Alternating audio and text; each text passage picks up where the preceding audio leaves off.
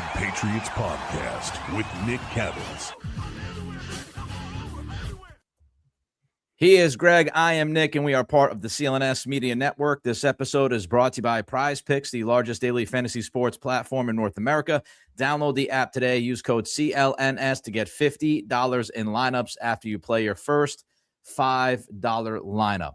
Before we get into the NFL, we want to talk about the AFC and what we saw over the weekend. We want to update you on all the injuries with the Patriots and what was reported yesterday at this quote-unquote bonus practice. But first, the college football playoff Final 12 was announced on Sunday afternoon. Greg, what were your thoughts overall? So I think most people know, like, I'm not a huge college football guy. I just don't have enough time on. Yeah. I like to spend it with my family instead of being like, hey, honey, I work all week, but on Saturday when I have the day off, I'm going to watch college football for 12 hours. How dare you? How dare you? I know. But of course I somewhat watch, Rutgers. I kind of have to, unfortunately for me. But I like to pick it up during the playoffs. I was looking forward to this year, the expanded play or the realigned playoffs. I remember last year where they had these Fakakta like rankings where you're just like, what are we doing here? Like, this is the dumbest thing ever, how they aligned the playoff, and they changed it for this year where it's, the real top 4 teams get the buys and, all that stuff. So I was excited about it. Look, I know you're a big Notre Dame fan. I just don't understand a couple things. Number one, I don't understand how, Tulane has somewhat of an argument. James Madison doesn't, how they're in over a team like Notre Dame, who we've seen play, really good teams and beat them. And the other thing is, like, I just don't understand, like, Duke won the ACC championship. I mean, they have 5 losses, I know, but shouldn't those conference championship games mean something? Shouldn't a team be able to make a Cinderella run and that would basically be through the conference championship? I mean, you don't want Duke to go. Somebody beat them. And so I just don't understand it. This is just another reason why, I'll continue sort of tuning out on college football other than like the second halves of the biggest games of the playoffs and things like that. I'll probably semifinals and finals. I'll probably watch the whole games, but I just, college football is dumb. All right. I'm going to unload. I haven't had an opportunity to talk about this in a public setting. So here I go. Couple things. Number one, the Alabama thing's hilarious. I'm not saying Alabama shouldn't be in. They should be in. All I know is you can't have it both ways. You can't tell me that if a team wins a conference championship, then they get credit for it and they get boosted up. But yet if they get absolutely dominated like Alabama was on Saturday night by Georgia, that it doesn't impact them at all. Alabama went into the weekend 9th. They leave the weekend after being dominated by Georgia 9th. So that game meant nothing. Why do we even have conference championship games if they mean nothing, or if you just have it one way? It makes absolutely zero sense to me. You've got to be able to sit there and say, hey, look, enough is enough. You can't have Alabama go into the conference championship and get stomped like they did, and it doesn't impact them whatsoever. Secondly, I agree with you. The idea of having a group of 5 team is fine, right? And in theory, it feels okay. But James Madison from the Sun Belt Conference and Tulane from, what are they? The American Athletic Conference. Both of those teams getting in is a joke. And if they want to get in, and if they want to be considered serious, then actually schedule teams that are good at football, schedule teams outside of your conference, and try to take a step up. My final note for Notre Dame. Everybody's going to come back with the same old. Join a conference. I see Stephen A. Smith. Join a conference. They play, 5 or 6 games against the ACC, right? So they partnered with a conference. Meanwhile, they also scheduled Miami, which is part of the ACC, but they played them at Miami to start the year. They lost by 3 points with a redshirt freshman quarterback. They lost to Texas A&M at home by 1 point. So they lost by a combined 4 points against 2 teams that at the time were easily 2 of the best teams in the country. And then they went on and finished by winning their last 10 games by an average of almost 30 points, including embarrassing Navy, who was ranked at the time, embarrassing Pittsburgh at Pittsburgh, who was ranked at the time, beating USC. If you just go off of Vegas, Vegas had Notre Dame before the college football rankings were released. Vegas had Notre Dame as the fourth favorite, the fourth highest favorite. So if you're looking at any of these teams, they told us that the Notre Dame Fighting Irish were the fourth most likely team to win the entire playoff, and they're not in. So you can't tell me Tulane and James Madison belong ahead of them. You can't tell me that, Alabama, if they're ninth and Notre Dame is 10th going into the final weekend, Alabama gets dominated by Georgia, that shouldn't impact Notre Dame in any kind of way.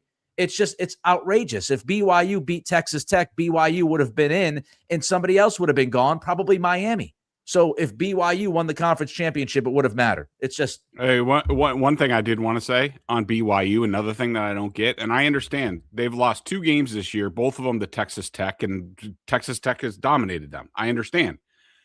But Texas Tech is one of the 3 or 4 best teams in the country. There's no shame in losing. I mean, they're not to Texas Tech level, but that doesn't mean they're not the 8th or 9th or 10th or 11th or 12th team in the country. I mean, I know they play a weak schedule in their conference and all that stuff, but there's just a bunch of stuff that just makes no sense. Yeah. You go into the final weekend, final note, then we'll get to the Patriots injuries. You go into the final weekend, not conference championship weekend, but you go into the final weekend. Notre Dame is 9th. Alabama is 10th. Notre Dame goes out and they embarrass Stanford, as they should have, because Stanford sucks out loud. They beat Stanford by almost 30 points. Alabama barely survives against Auburn, needing all sorts of stuff to happen. They beat Auburn by a touchdown. Somehow those 2 games allowed Alabama to leapfrog Notre Dame. That's bull. Because what that is that's the committee moving Alabama, not based off the game against Auburn, not based off Notre Dame's game against Stanford. That is moving Alabama up to 9 just in case what happened. Because they knew if Alabama lost the SEC championship game at number 9, they could argue it. At number 10, it'd be tougher. So they leapfrogged Notre Dame for no good reason in the final regular season week, and that set up the idea for Notre Dame to be dropped out. It's comical. It's comical. And if you want to leave Notre Dame out, fine, but come up with better ways, because it's just not good enough. It makes no sense. All right, let's jump to the Patriots. So Will Campbell's seen in the locker room. Doug Kyde from the Herald said that he was not wearing any kind of brace. He seemed to be walking okay. He did have a sleeve eventually put on the leg. Jared Wilson, meanwhile, returned to practice and just immediately went right back to his left guard 1 spot. Brennan Schooler was back as well. Kyrie's Tonga and Robert Spillane returned, but they looked limited. Harold Landry did not show up for the bonus practice. I would think that's management most likely. And Terrell Jennings, who's dealing with a concussion, also did not make the practice. Just your overall thoughts, Greg, as we get ready for another work week here, about what you saw, heard, read about these injuries. It seems like it's really good news for the Patriots on the whole. As usual, to sort of tweak you and others. It's just funny, Nick, watching these teams and how people are, watching these games this weekend and even last night with the Chargers and, somebody, their right tackle. I mean, the Chargers and the Chiefs are down to like their 4th, 5th, and 6th tackles. And I'm supposed to feel for the Patriots because they don't have Will Campbell for 4 games.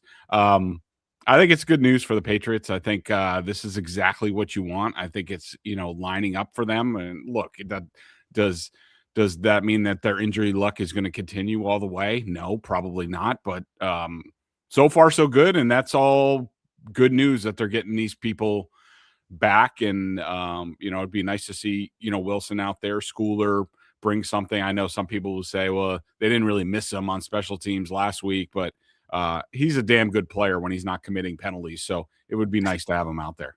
Yeah. One more Patriots related question for you.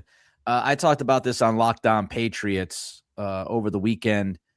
Mike Vrabel last week after the Giants game using the word champions. That stood out to me when he said, champions are never satisfied when asking how he was going to approach the bye week with the guys and the messaging going into the bye week.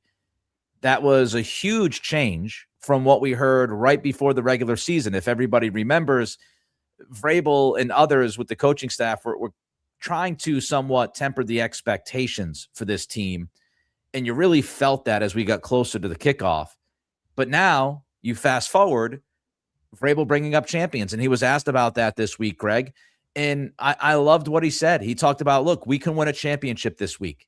They can win the AFC East by beating Buffalo on Sunday. And I just love the fact that Vrabel's not being disingenuous about this. He is embracing the opportunity. He's embracing the challenge. And he's telling his guys, yeah, this is a big game. We go week to week. And we don't want to, think too hard about certain games or whatever. And we don't want to think too far ahead. But this one's a big one. And I like that he's setting the stage and he's setting the standard. How about you? Absolutely. I agree with you. I think it's more really good messaging from Mike Vrabel. I think the whole season, he's really knocked it out of the park in terms of having the pulse of this team. And I think, he also talked about, we need to jumpstart this thing again. And we saw the way they came out of the, mini bye against the Bengals after the Thursday night game. It wasn't great. Then all of a sudden, when they could have just cashed a paycheck on Monday night against the Giants, they came out and probably played their most physical and most intense game of the season. So obviously Vrabel's pushing the right buttons. And I think this is a way, putting that carrot out there that, we go out there and we beat the Bills, we win a championship. And that's, was one of the goals, win the division, host home playoff games, which, they have a chance to check one. They're getting very close to checking two.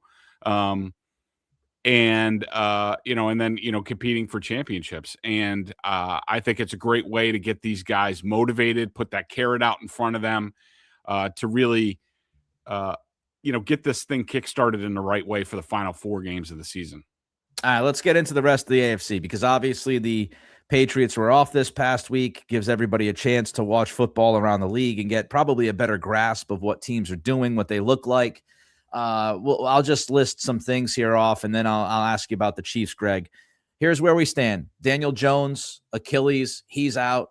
The Colts, latest update, brought in Phillip Rivers for a workout last night. This is not a lie. This is not some kind of fake news for you. It's the truth. 44-year-old Phillip Rivers was brought in for a tryout last night. Riley Leonard, former Notre Dame quarterback, apparently has a banged-up knee.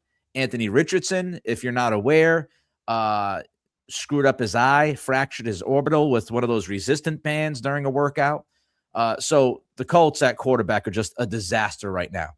Meanwhile, obviously, Indy lost to Jacksonville. Kansas City lost, as we saw on Sunday night. Baltimore loses to Pittsburgh. Cincinnati loses at Buffalo. We look at these teams. The teams that right now are in the playoffs, the remaining strength of schedule, you've got the Patriots 24th. You've got Jacksonville 21st. The Steelers 16th, Buffalo 26th. The Chargers have a tough schedule. They're 5th, and Houston is 23rd. Meanwhile, those teams outside looking in, I feel pretty comfortable at this point to just cross off the Colts. Apologies to Colts fans, but, they've got the toughest remaining schedule, and we just talked about the quarterback. Baltimore right in the middle of the pack at 14th, Kansas City at 30th, and Miami at 22nd. So, Greg, before I get to Kansas City, just looking at the general landscape of the AFC and those strength of schedule numbers, any team, jump out at you as far as maybe making a surprise leap? Any team that you think that's in right now could actually be out? So, as far as teams that could be out, I think you'd have to, look at, I'm not a big fan of Pittsburgh or, the Chargers, even though what they did last night, that was an impressive victory, even though I thought it was more about the Eagles and how much Jalen Hurts is not good.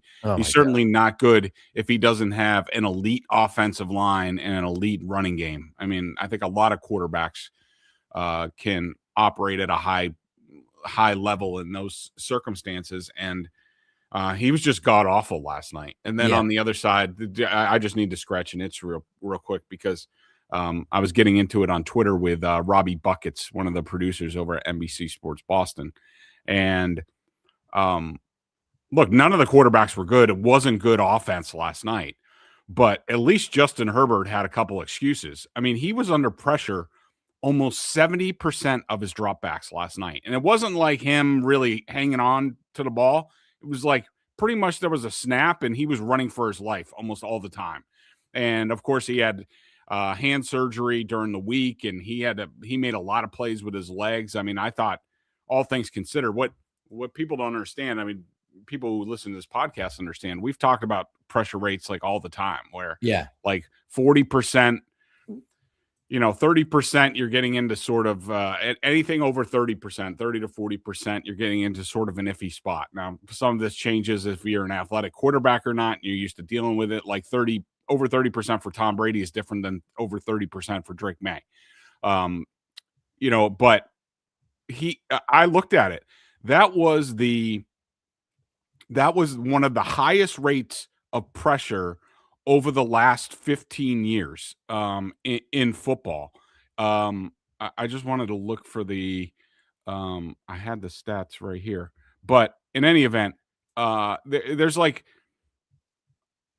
I just want to find it because I thought it was pretty good. So I was looking at, the highest pressure rates in the National Football League over the last 15 years.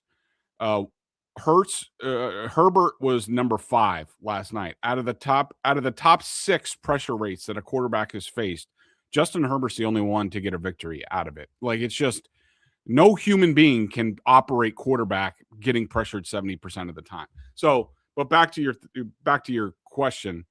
I just don't know how much longer the Chargers can keep up. I mean, I do think that certainly the Chiefs' chances of making the playoffs were lessened by the Chargers winning last night, because they need them to win. They need them to lose 3 times. And you thought maybe not last night might have been one of them, but it wasn't.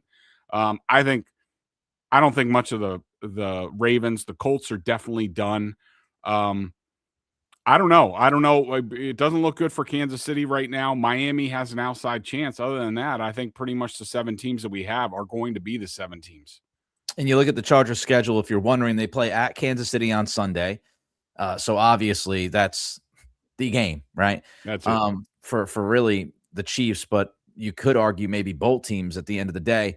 And then they play at Dallas. So they got 2 road games, and then they go back home to LA to play the Texans, who we'll talk about in a minute. And then they have to play at Denver. So again, that's the 5th toughest remaining schedule. 3 out of the 4 on the road, at Kansas City, at Dallas, at Denver. All of those teams are going to be fighting. Kansas City is going to be fighting for their playoff lives. Dallas at 6-6-1 could be fighting for their playoff life. And then you go to the Broncos, who might be fighting for the number 1 seed in the AFC. So you're not only playing against good teams, you're playing against pretty good teams that have a lot of stakes involved with these games. So very tough stretch for LA without their starting tackles. And if Justin Herbert gets through this, I know we've talked about him in the playoffs, and he hasn't shown up very often in the playoffs. And last year, he was terrible. You look at this stretch of the final 4 or 5 games. I mean, if the Chargers go 3-2, 4-1 against the teams they played, given the circumstances, you got to kind of tip your cap to him. All right, we'll discuss another AFC contender in just a bit. But first, Greg wants to tell you about PrizePicks. This episode is brought to you by PrizePicks. It is the holiday season, the best time of year for sports bowl games. Not for Nick. He's going to be bitter. He's going to sit out like Notre Dame.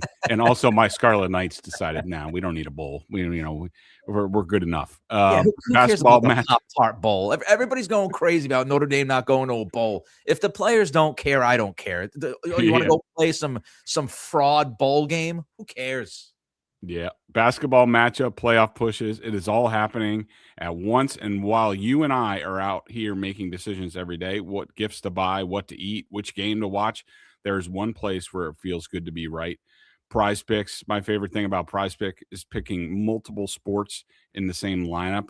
With basketball back, I can put Steph Curry and Drake Maye in the same lineup and root for both. PrizePicks now has early payouts. If your lineup is off to a hot start, you may now have the option to cash out those winnings before the game even finishes. Is your fantasy season over? Yep, mine is, even though I'm on a late of course, now my team is playing well. I'm on a late 2-game winning streak and kicking butt. About time, a little too late. My team is cooked, but with PrizePicks, I don't have to wait until next year's draft. PrizePicks lets you play fantasy football every week. Pick your favorite players and win when they hit their projections every week. No draft required. Download the PrizePicks app today and use code CLNS to get $50 in lineups after you play your first $5 lineup. That's code CLNS to get $50 in lineups after you play your first $5 lineup. PrizePicks, it's good to be right. And for those listening, we ask that you subscribe to the podcast, like and leave a review. For those watching the show on CLNS, go ahead and hit that like button and subscribe to the Patriots Press Pass YouTube channel, where you can find our show and a lot of other great Patriots content. Also, please make sure to turn on your notifications so you know the instant a new video drops. And you want to check out Greg over at BSJ along with Mike Giardi, $50 for the year. They do great work. 2 questions I know Patriots fans want me to ask you, Greg. I'll ask them all in one here. Number 1, is Kansas City dead? Number 2, is Patrick Mahomes washed? Before last night, I would have said, like, no, Kansas City is not quite dead yet, even though they look old. They look tired. I will say I thought their defense was tremendous in the second half. I mean, but then Andy Reid makes those 2 4th down decisions that I don't know what he was thinking, because it was obvious that Nick Cattles had no answers for what the Chiefs were doing on defense. That's Houston's defensive coordinator. He used to be an assistant here. That's part of the reason why you think the good Lord that you have Josh McDaniels, because in the biggest games, he knows how to adjust. We saw him do that and I think you brought it up a few podcasts ago. Or I think Hoyer was telling the story about how basically in that the last Rams Super Bowl, Josh McDaniels all of a sudden devised like a whole new offense in the 4th quarter, and that's how they won the Super Bowl. Is Patrick Mahomes washed? No, I just think that he doesn't have enough around him. You know, they lose another offensive tackle. I think they were down to their 5th and 6th offensive tackles. No running game. It's just I'm not counting again. Until they're dead, I'm not saying they're dead, because I still don't with Spagnuolo and that defense when Chris Jones wants to play and Patrick Mahomes on the other side. They're the type of team. I'm glad the Bengals are out, because the Bengals were the team when I was watching them against the Bills where I was like, I do not want that team coming into Foxborough in the first round. If they can get in, they're eliminated. I would not want the Chiefs either to come in. If the Patriots are the 2 seed, the Chiefs as the 7 seed, I would not want to see that. But certainly they are wheezing at the moment. And the other thing I wanted to say about that is just, there's a lot of comparisons between the Patriots and the dynasty, and I get it with the Patriots fans and how they feel about Mahomes and the Chiefs and all that. I'll just say that, watching the Chiefs, and we've seen some of these Patriots teams, because of how long they would play every postseason, it used to accumulate. And there were some years where you're just like, they've run out of gas. I mean, just the sustainability of the Patriots, I think, to do it year after year, while also remembering it's a little bit of a different challenge, I think, for the Chiefs, with Denver, Sean Payton, Harbaugh, and the Chargers in the same division for the Chiefs. It ain't exactly the AFC East where Rex Ryan was the best coach that you went against, and that was only for, a short stretch. But just the ability for the Patriots to do it year after year after year, that's the thing that stands out. The Chiefs, I think it was Seth Walder from ESPN there. One of their analytics guys has the Chiefs at 11% to get to the playoffs. So not totally dead yet, but they are absolutely on life support. And the fact is this, the Kansas City offense has not been consistently explosive or great for really a couple of years. And some people go back to Tyreek Hill and Hill going to Miami. I mean, even in 2022, Mahomes did have 41 touchdowns and had a passer rating of over 100. But the last 2 years especially, this offense just is not as dynamic as you were used to seeing from them when Tyreek Hill was there. And Patrick Mahomes, he has a couple of weaknesses. He's not a flawless guy. Number one, he's just not good throwing the football deep. It's as simple as that. He is the anti-Drake Maye, and he has been that for at least a couple, if not a few years at this point. He's not the most accurate guy throwing deep. It doesn't have to do with all about his receivers. He's just not very accurate. And the other thing about it is that, yes, from time to time, you can go back and look at the, turnover-worthy plays or the dropped interceptions. Mahomes does great things. He does great things, but he also plays with a pretty high level of risk. And he'll throw the football to the other team. And we've seen that over the past, few weeks, especially. But, you combine that where if you don't have that explosive element of offense where you can, in 2 or 3 plays, boom, be down in the red zone and you can make up for that stuff. Now your explosive plays have to come from the deep passing game, as we've seen the Patriots do this year, but your quarterback is not necessarily good at that. And then now you're trying to play from behind, or you're trying to, find a way. You're almost desperate for those explosive plays, which makes somebody like Mahomes, who sometimes will get into that sandlot-ish, he'll end up getting into that sandlot-ish and turn the football over. And now you're really playing from behind the 8 ball.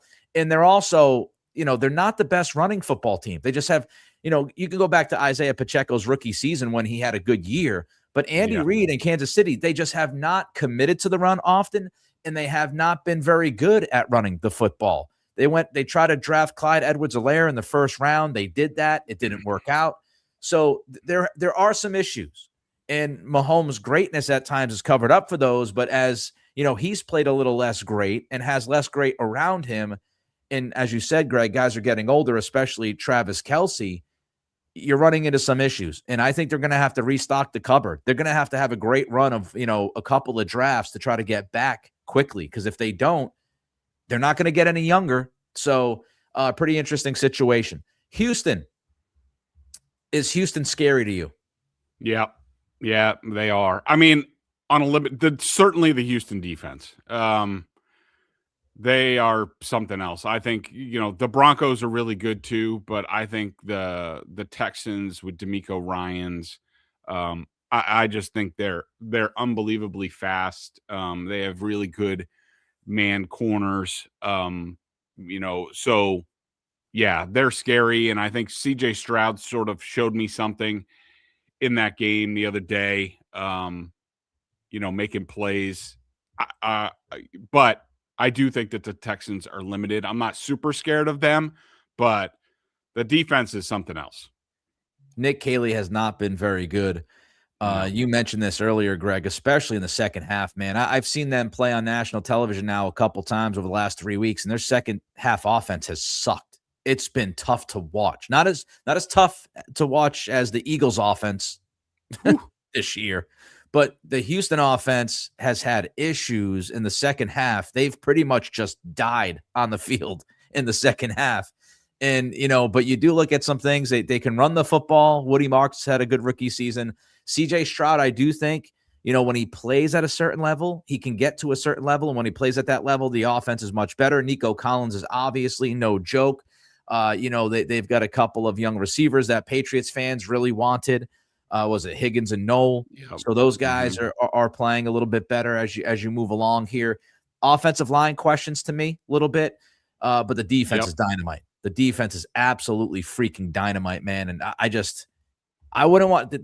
They're a tough out. They would be an incredibly tough out just because of that defense. Buffalo, Cincy. I'm sure a lot of us watched the game. Were you impressed by the Bills' win against the Bengals on Sunday? Not especially. I mean, look, Josh Allen put on his Superman cape and, rescued them in the fourth quarter. There were obviously the 2 big turnovers for Burrow that I thought were just, I thought they were both sort of fluky plays where, 9 times out of 10, Burrow doesn't get picked off, at least on the one that was returned for a pick 6. I thought the elements had a lot to do with it, sort of levels the playing field, the footing, and I think it gives Josh Allen an advantage. So, I'm glad for.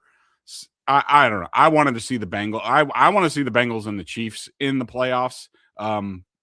But it's too late for the Bengals. I'm not that impressed with the Bills. On Thursday, I'm gonna for Thursday's pod, I'm going to grade the Bills film sort of like I do with the Patriots to get a better idea of where they are going into Sunday's game. But I'm not scared of the Bills other than Josh Allen. Good. I did that yesterday. So we should have a very good conversation about the Bills on Thursday.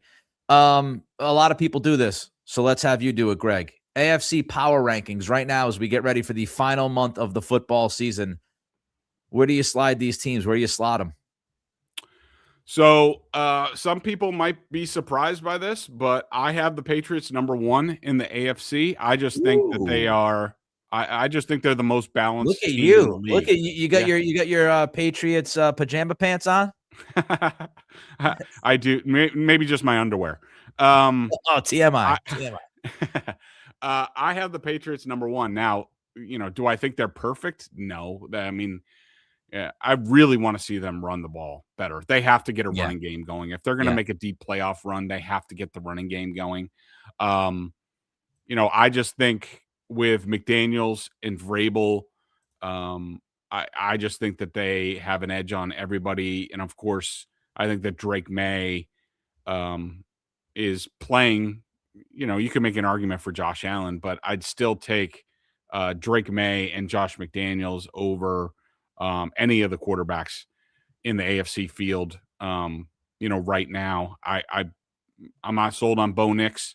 Everybody talks, including me, talks about the Patriots' easy schedule. The Broncos have also had a very easy schedule this year. In fact, their offense, the Broncos' offense, has gone against the easiest defensive schedule by DVOA this year. The Patriots are second easiest, but the Broncos have gone against the easiest offensive schedule this year. I have the Texans at number 3 due to that defense. Like I just think it's going to be a rock fight no matter what you do against the Texans. Yeah. They're averaging like 20 or below, like in like 6 straight games, something like that. Then I have the Bills. Then I have the Chiefs. I actually have the Bengals 6th, even though they are out. Jaguars 7th, and then in the 8th spot, take your pick between the Steelers, Ravens, and Dolphins. Like, I don't think much of the Ravens at all anymore. There's just something wrong with Lamar. He must need serious off-season surgery. He's just not even close to the same guy, and that completely changes who they are. Yeah, he's not healthy. Not a lot to break apart here from your rankings, honestly, when I look at it. But the point I want to make overall is just the Patriots are not flawless, but this is a conference that's not flawless. A lot of these teams you can pick apart a lot. The Patriots. My biggest concern about the Patriots is the red zone on both sides of the ball. They've got to figure that out. But you've got some questions, and obviously the 4-man pass rush that you and I have talked about a lot. So Patriots got questions, but the Broncos have questions. Bo Nix has not been very good this year. He's been very, very up and down. He'll have 3 terrible quarters and then play a good quarter. They've come back a bunch of times this year. They've had a number of crazy wins. The Texans, we talked about it. Nick Cattles, the offensive line, some stuff there. Buffalo, I don't think their defense is very good. They don't have weapons still that would scare you necessarily outside of James Cook. Kansas City, we went through that. Since he's out right now, they're pretty much done and dead. The Jaguars, Trevor Lawrence. Do you really trust Trevor Lawrence? And the Steelers, Ravens, and Dolphins have all sorts of questions. So, I do think, when you look at this conference, it's kind of a crazy year. I mean, you've got the Colts now officially, according to Adam Schefter, signing Phillip Rivers. So that deal has been done. 44-year-old Phillip Rivers is playing for the Indianapolis Colts in December of 2025. He has not played since the COVID season. And if he starts this weekend, he'll be playing against Seattle's defense. So good luck to you, Phillip. Good luck, buddy. I wish you well. Maybe your 45 kids will have a prayer circle for you before the game, and things will work out. But that's not the defense I would want to play. All right, we got a Drake Maye thing I want to get to here. But before we do, Greg, quickly, who's the best team in the league right now? To me, it's clearly the Rams. And I think you could make an argument that the top 3 teams in the league between the Rams, the Seahawks, and the Packers are in the NFC, that they're the top. But to me, it's clearly the Rams. I think they're the most well-balanced team all the way around. I will be interested to see if Matthew Stafford can keep this up physically for the balance of the playoffs. Every time I watch him, he looks a little bit gimpy, but of course he's like 56 years old. So I get it. I just think the Rams are, to me, in a class of their own in the NFL to this point. Stafford is one of my fantasy football quarterbacks. So new rule, you do not mention his name the rest of this year. Before we get to something Greg wants to talk about here, CLNS Media Network. Don't forget behind the scenes content, many Celtics podcasts. How about the Celtics? How about Joe freaking Mazzulla? What a year they're putting together right now. The NBA History Channel, Patriots Press Pass, Bruins Ringside. Just saw that David Pasternak is going to be a game time decision tonight. Sounds like Charlie McAvoy could be coming back right around the corner. So good news for the Bruins. And don't forget about PrizePicks. Download the app today. Use code CLNS to get $50 in lineups after you play your first $5 lineup. Before we bid you adieu, Greg, you got a little hair across your tuk-tuk about something. This idea of Drake Maye being blueprint proof. Your thoughts?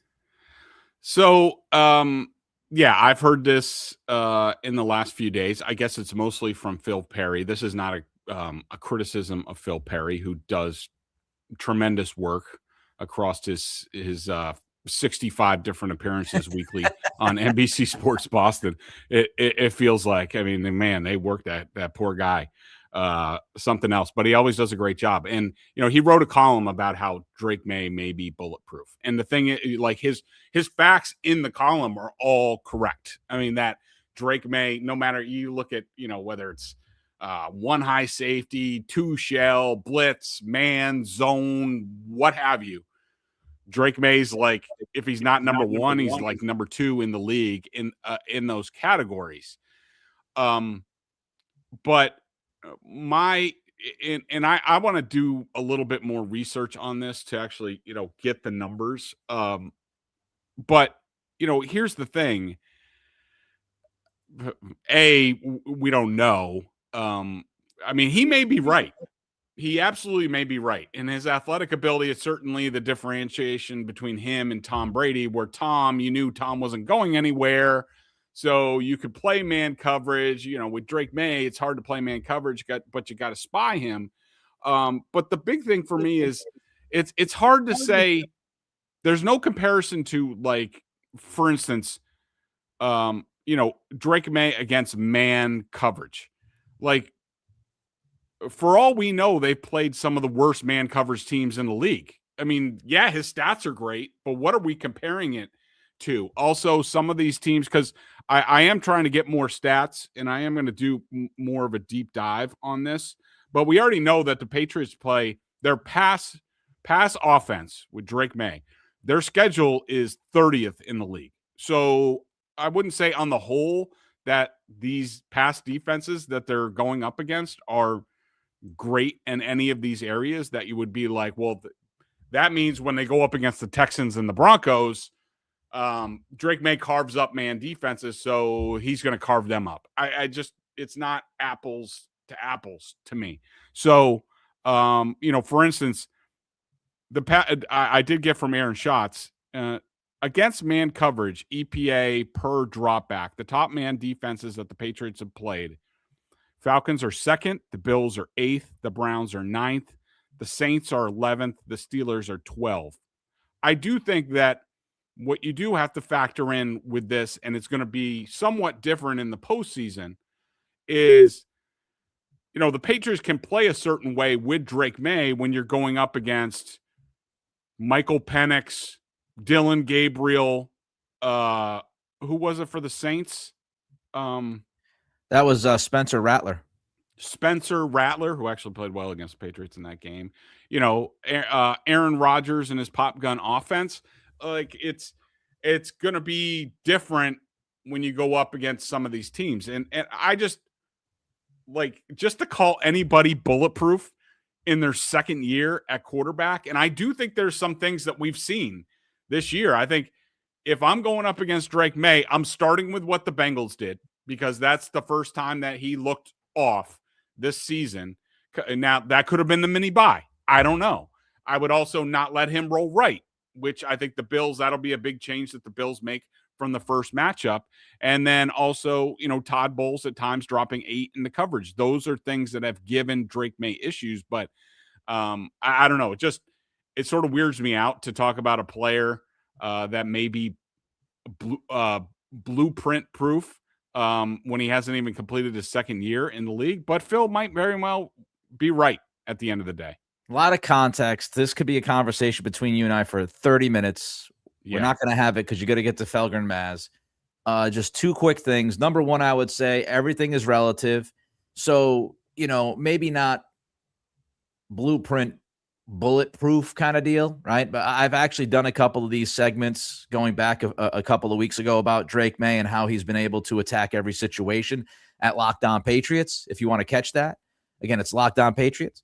But you look at it, and what I would say is, well, he might not be incredible against teams that are better defensively in certain situations, like he has been against teams that are not good in those situations and scenarios. However, how much would he drop? And so, relatively speaking, his performance might drop, but he still might be much better than a lot of other quarterbacks in football at playing 2 high, 1 high, blitz, under pressure. The final thing I will say is Ben Baldwin, the computer cowboy on Twitter, last week had this note, and this is something I had in my pod. He posted this: people dramatically overestimate variation in defensive quality faced for the entire season. The difference between the hardest schedule, and at the time this was Cam Ward, versus the easiest schedule, and this should scare the shit out of Eagles fans, which was Jalen Hurts, works out to be about 0.03 EPA per play. Baldwin continued, the difference between Drake Maye and Matthew Stafford's opposing schedule is 0.0008 EPA per play. He says another way to think about this, the gap in EPA per play between Drake Maye and Matthew Stafford is 0.075. About 1% of this gap can be explained by the quality of defenses faced. So the gist of what I just told you from Ben Baldwin is, we talk about how, oh man, this schedule is so much tougher than that schedule.